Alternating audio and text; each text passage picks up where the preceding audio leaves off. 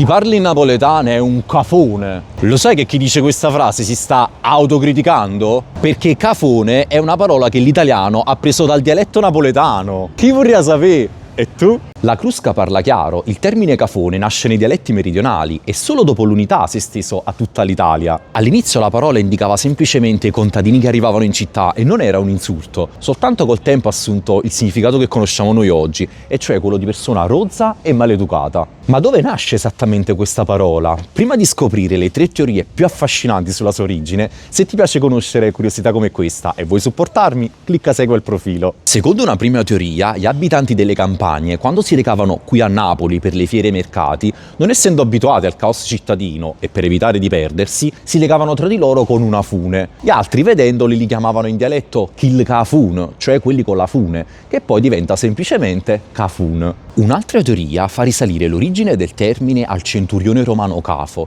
che giunse qui in Campania con un gruppo di veterani chiamati i Cafones, che erano noti per i loro modi non tanto raffinati.